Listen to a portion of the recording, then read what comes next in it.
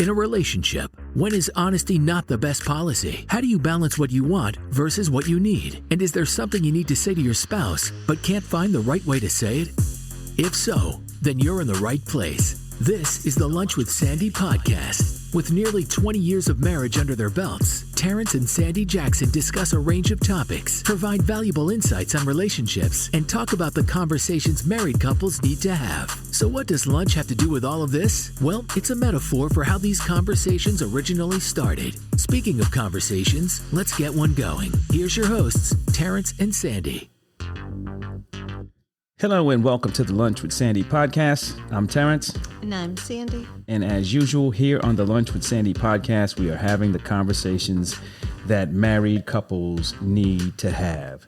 Today's special will focus on that change that can happen in some marriages that really can have an impact on what happens moving forward. But first, before we get into that, Sandy, how you doing today?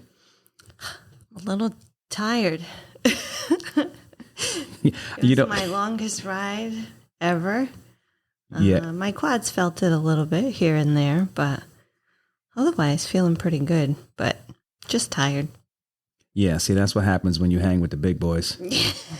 You're trying to roll out there with the big boys. Sandy went for her first group ride with me and TSCC today, and so she's feeling the effects. And at least when I asked how you doing, you had a bit more to say today.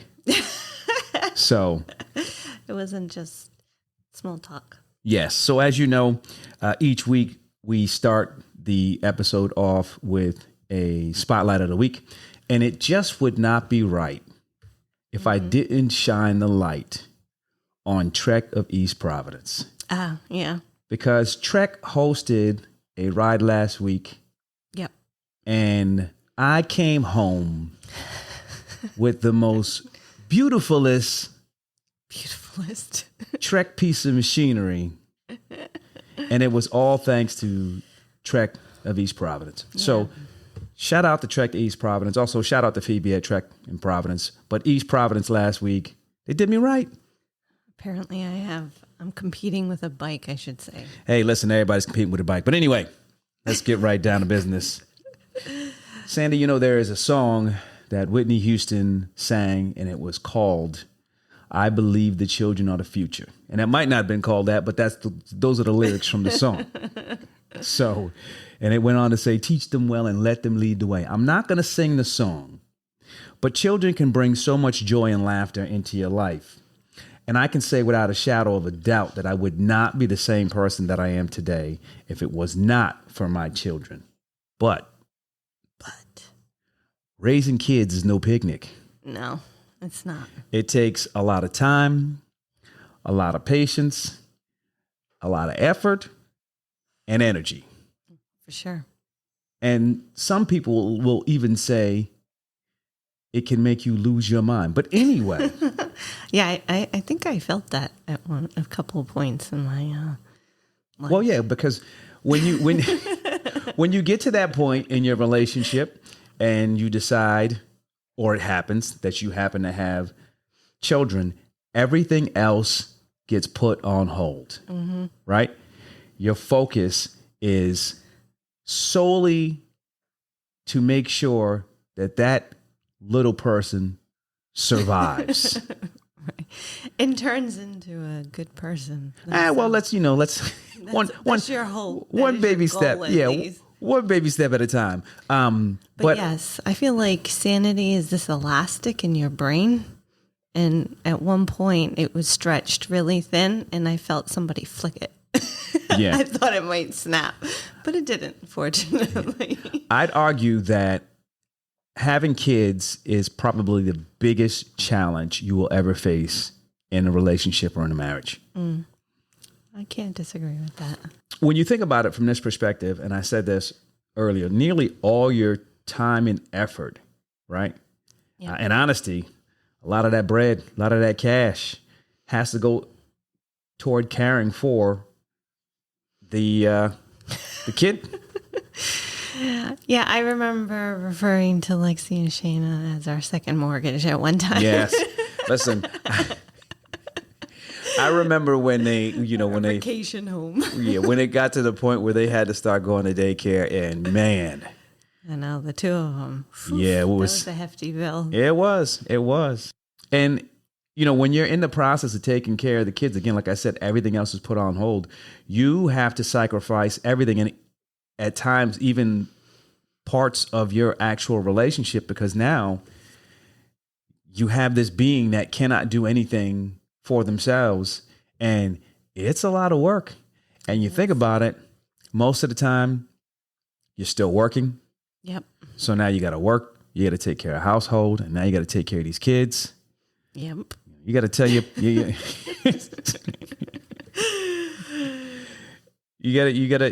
got to tell your partner, hey, listen, I ain't got time for you right now. Well, which is kind of ironic because we talk about, making time for each other, making sure that you're investing with, time with each other and, communicating and letting your relationship flourish and grow. However, that can get tricky, especially when the kids are really young. Yeah, it can get tricky. And a lot of that stuff probably is not going to happen when you have a newborn child or for a while until they're able to actually get up and run on their own. See, we've been doing this for a very, very long time. And one of the reasons why we started doing this podcast, because those lunches actually stem from not being able to do anything because we were raising those kids and everything had to be focused on taking care of them. Yeah. And they like to listen. Yeah. And you got to think about it too. You're doing that for it's not like, all right, I'm going to do this for the week.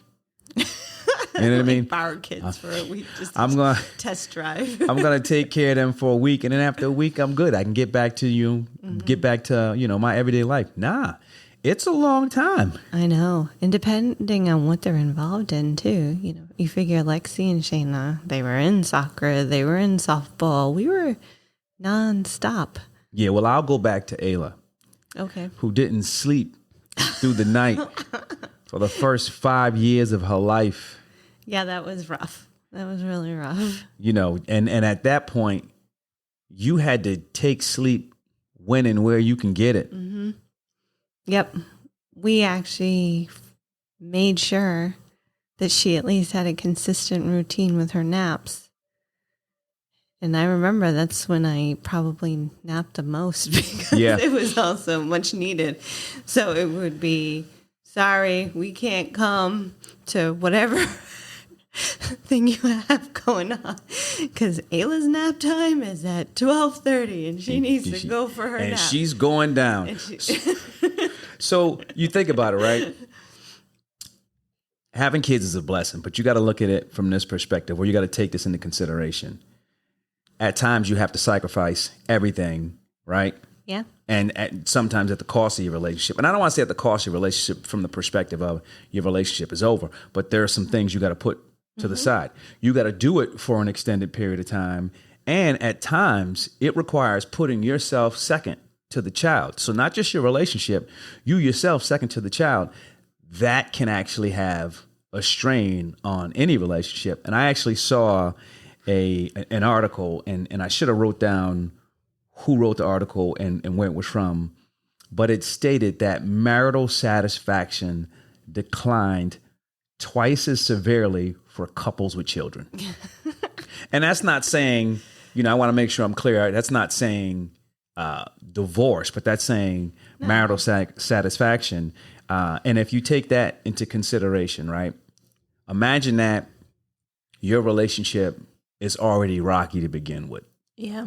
And now you have this responsibility. It's a blessing. You have this responsibility that now all your energy has to be focused on. And so there might have been some things that you probably would have had the opportunity to work on, to focus on. But now your focus has to be directed at taking care of, this new child for a substantial amount of time and with a substantial amount of energy. Well, think about it. While children are blessings, raising them, your anxiety can be high, nerves are frayed. They could have been getting on your nerves all day long, right? And then, no. your significant other comes home and just says something to you that normally you'd find fine, but because you're already so aggravated, you're quick to snap and things of that nature. So you're right. A relationship that's already rocky is now getting rockier. Yeah.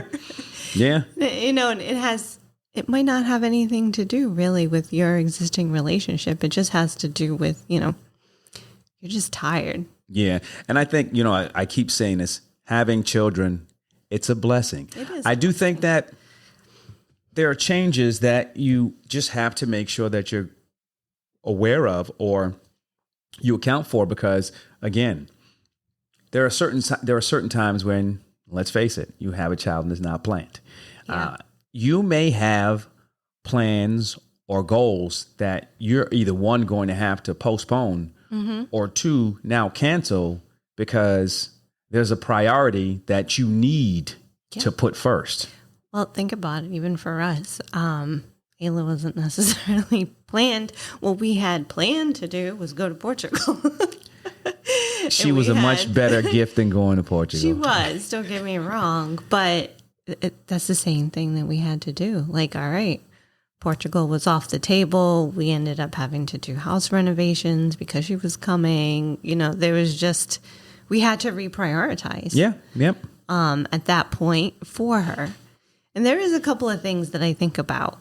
Fortunately, when babies do arrive, they're the snuggliest, cutest little things, right? So that you fall deeply in love with them. Instantly. Instantly.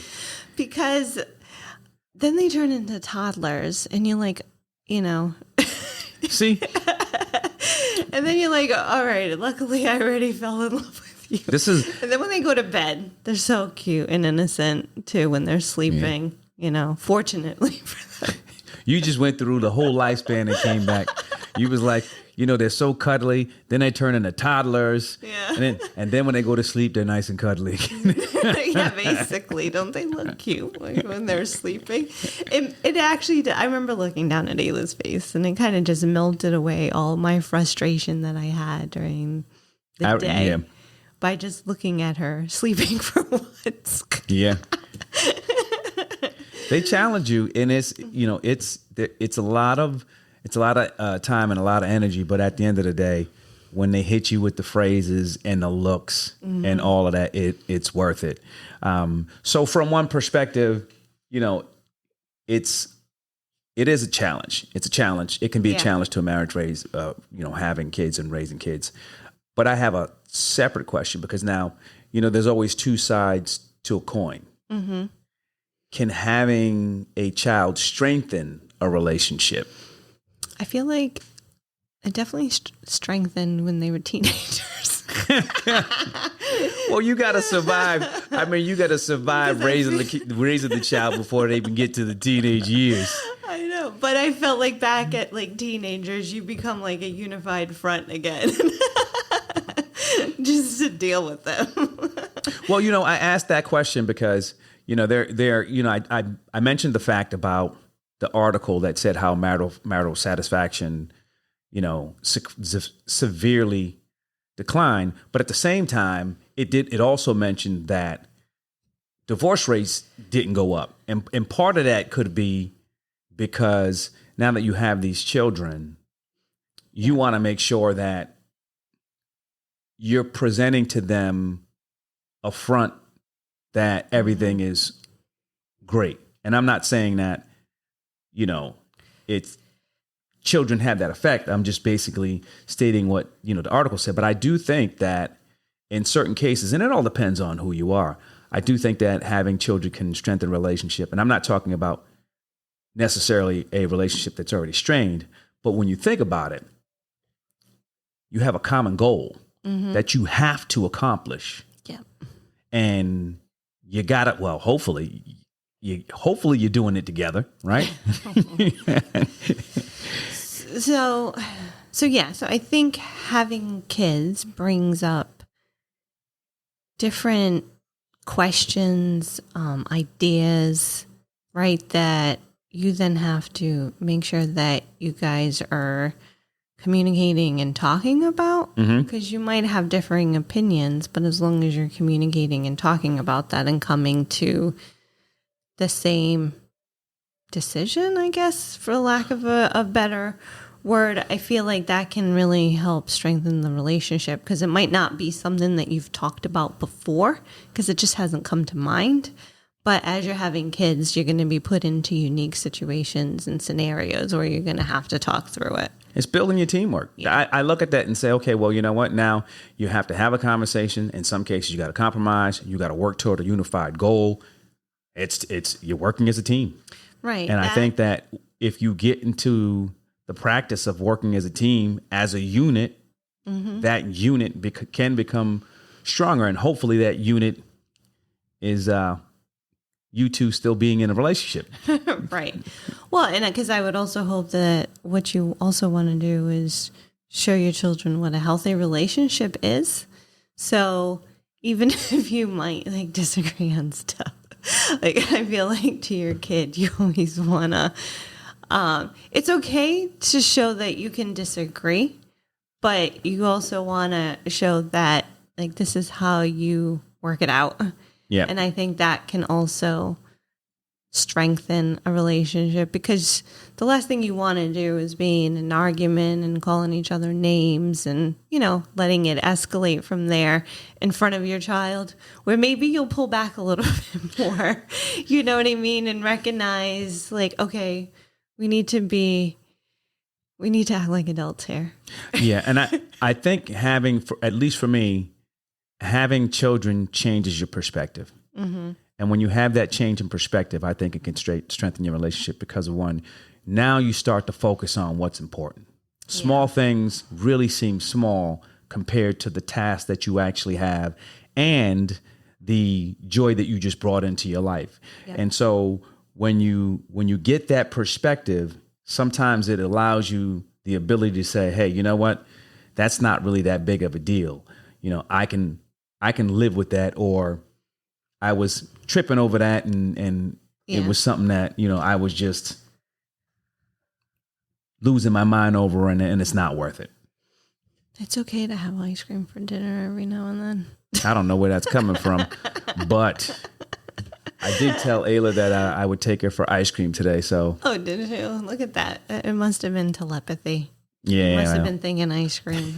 I acquired your message. Thanks. But no, I was just saying, like, kind of like not sweating the small stuff. Yeah. I mean, not sweating the small stuff. And again, like I said earlier, you know, having a child can inspire a whole new level of teamwork. And that goes to all of those things. I mean, if you encompass all of those things, you know, that different perspective allows you to now see, well, it gives you the opportunity to see yourself and to see your partner in a different light while you're taking care of, you know, the child at the same time, understanding that you want to set an example. Yep.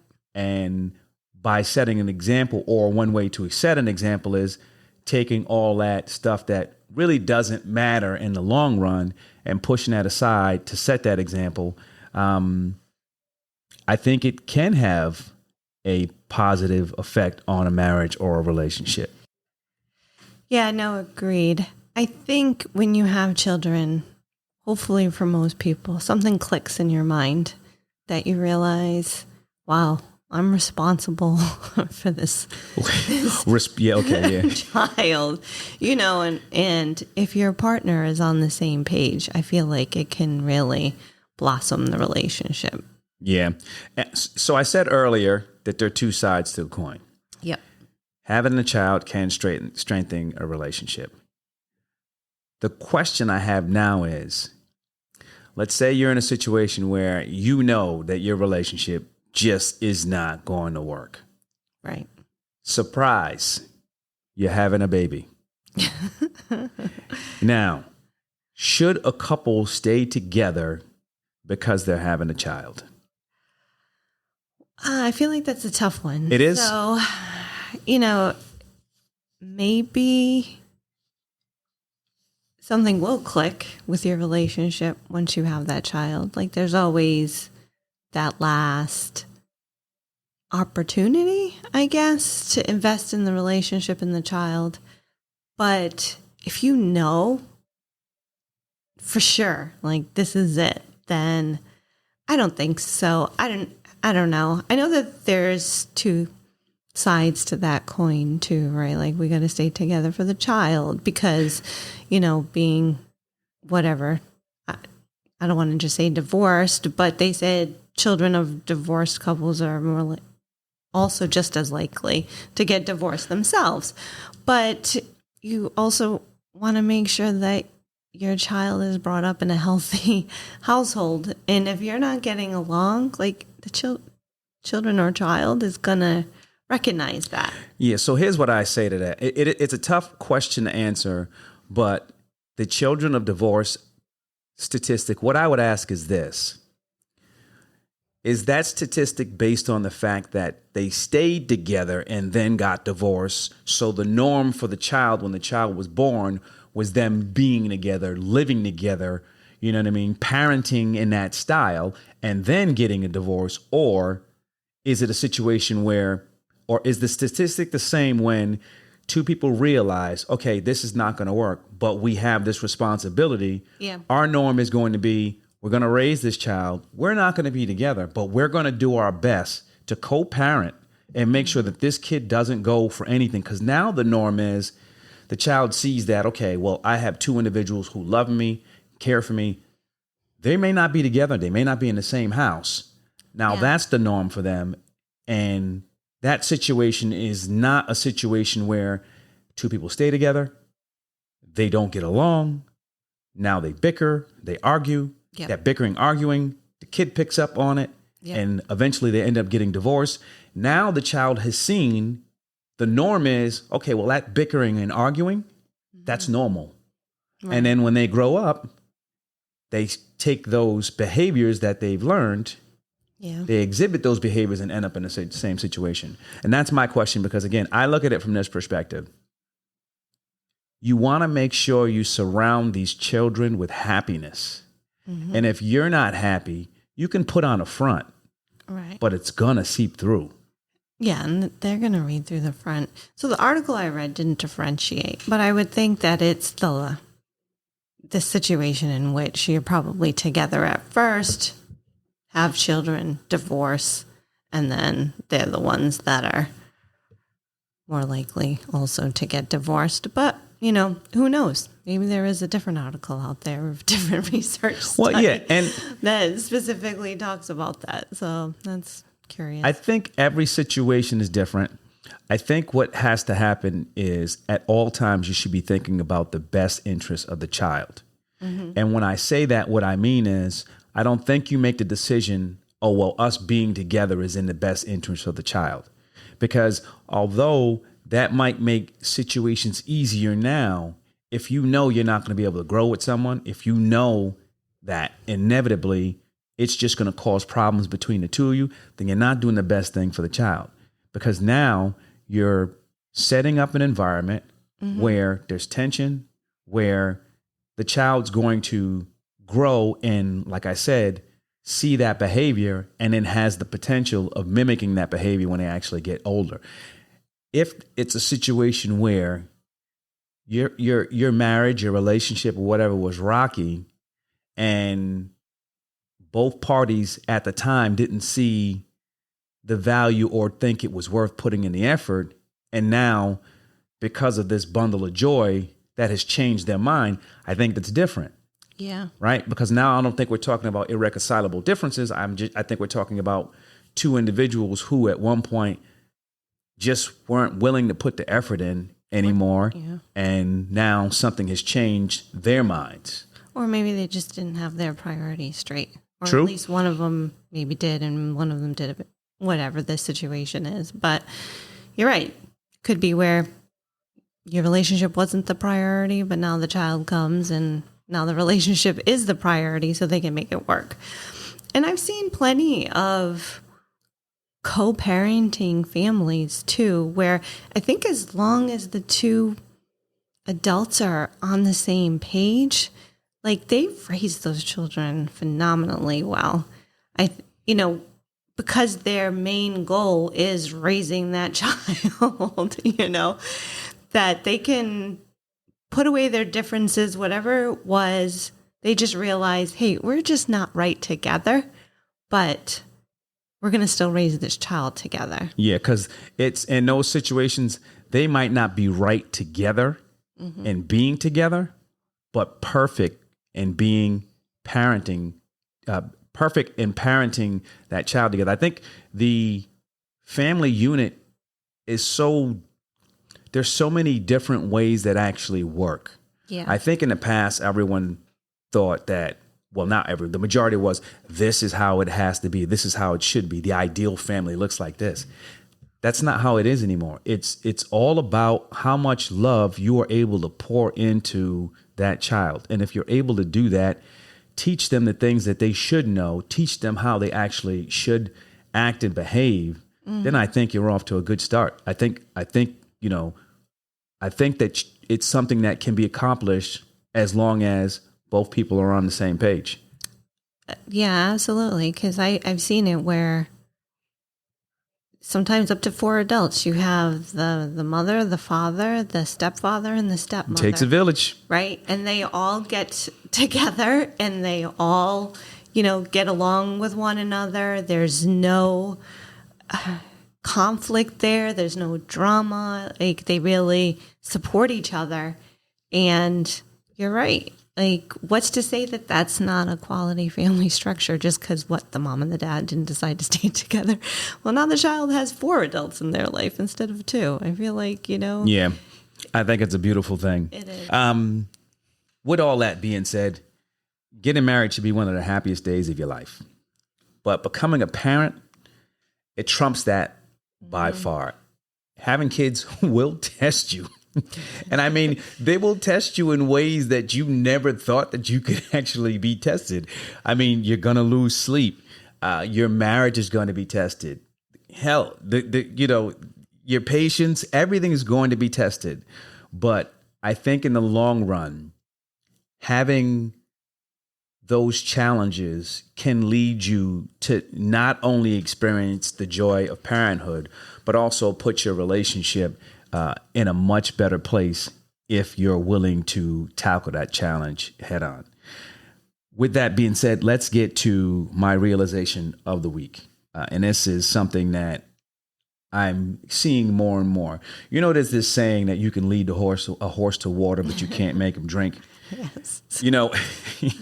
When you break that down, that means if you provide someone with the most favorable conditions,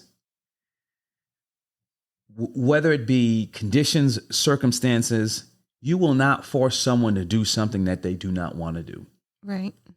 So I think we just need to be mindful of how much time we put in spending trying to get horses to do something that they don't want to do. I mean, that's it. I mean, ultimately, you got to keep this in mind. Change comes when people choose it. Yes. When people choose it, not when you choose it. So you can spend all your time and effort trying to get someone to do something, but if they don't want to do it, they just ain't going to do it. At this point, we just want to say thanks for listening. Be sure to subscribe. Until next time, take care. That's it for this week's episode of the Lunch with Sandy podcast. Thanks for listening. We'd love to hear your feedback and comments on Instagram, TikTok, and Twitter at Lunch with Sandy. And be sure to follow us on your favorite podcast app. If you enjoyed the show, don't forget to rate and review us. Thanks again for listening to the Lunch with Sandy podcast.